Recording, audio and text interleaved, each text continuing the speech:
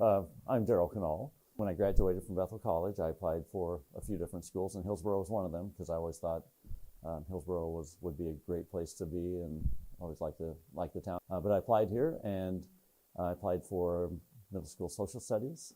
I ended up being called the same afternoon, and they asked me if I'd be the head boys basketball coach.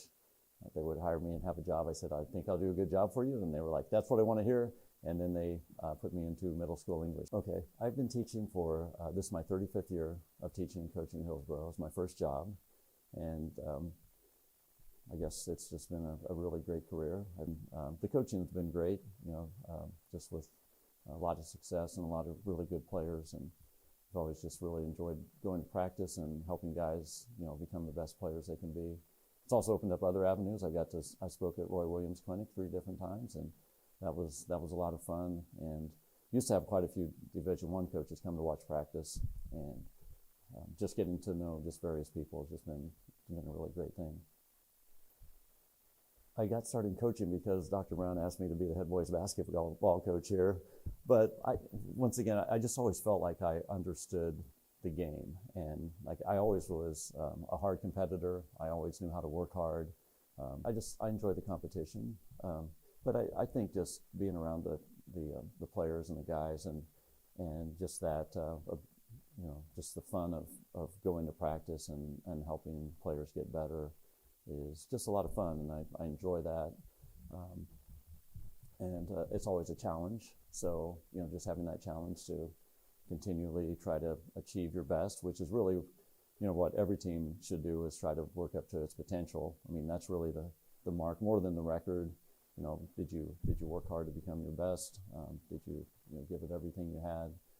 Those kind of things, and just being able to work towards certain goals and help people try to at least learn how to be successful is always a good thing, and coaching's a great avenue for that.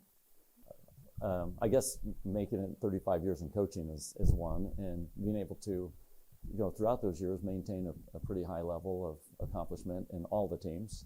The 91 championship obviously is a one that is one of the top ones, simply because it was the first state championship, and that was such a great team. And they, I think I learned as much from those guys as they learned from me, and it was just really good accomplishment. But then we've had 5 state championships here, 1 co-championship, 3 seconds, 3 thirds. Those 6 teams probably 1 shot away from being state champions themselves. I guess all of those accomplishments are things that any coach, any program would be proud of getting those done. So, number one thing is to believe in yourself. Secondly, make sure you set your goals, but then understand that once you decide what you want to accomplish or what you want to do, that it takes a lot of work and hard effort to get there. It's not nobody gets something given to them. Nobody just becomes the best they can be by just letting it happen. And so be willing to work for whatever you want as well.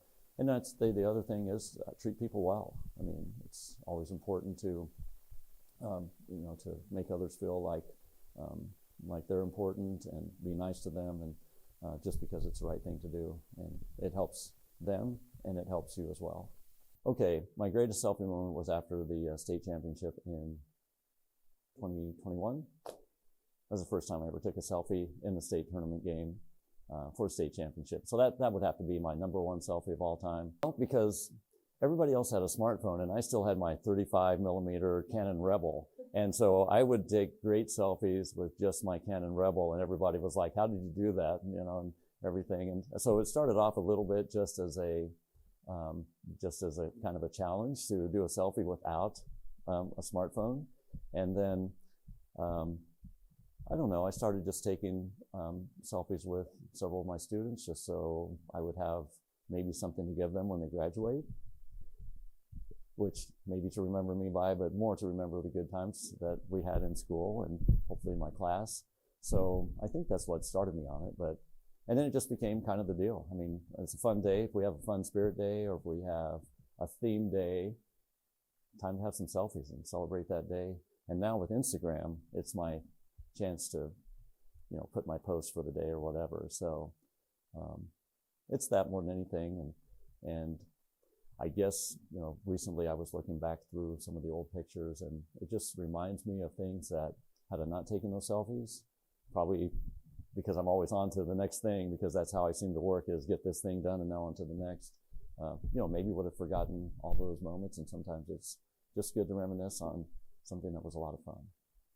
My favorite thing about taking selfies is just the sheer joy that most students seem to have in taking the selfie with me. And it does celebrate the time that we're doing right there, and gives a chance to remember that. But it also gives me a chance, and I try to, if students are comfortable, to get into the selfies and try to get everybody included who wants to be included. And so that's fun. I think it's a way that I can try to include as many people who want. And I guess as a teacher, I've always wanted to be sure I give attention to everybody in my class. Some students, demand, or actually want more attention than others seem to want.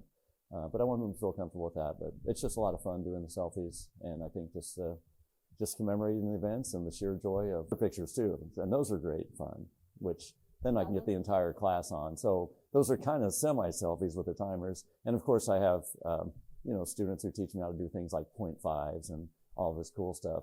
But if I would have scads of selfies. I had a post last year about how many selfies people seem to take in a lifetime, and I forgot the number. But I was thinking I was I guess I was on course to exceed that number. And I don't know. I mean, some of the old people stop me around town and they'll say, "Seems like you always want to be in your own pictures." So I'm like, well, yeah, I guess I kind of do, because it's kind of fun to be with the students that I'm taking pictures with. I think all the connections and relationships, getting to know different people has probably been the major impact. The classroom's been fun just because I can help students see things that maybe they hadn't seen before, at least study some things that they hadn't seen before, maybe can turn them on to some ideas there. Well, the thing I miss most are the connections with students and other teachers. Having fun, like telling stupid jokes that nobody laughs at, showing my far sides, taking all the selfies, the different theme day pictures, those kind of things are a lot of fun.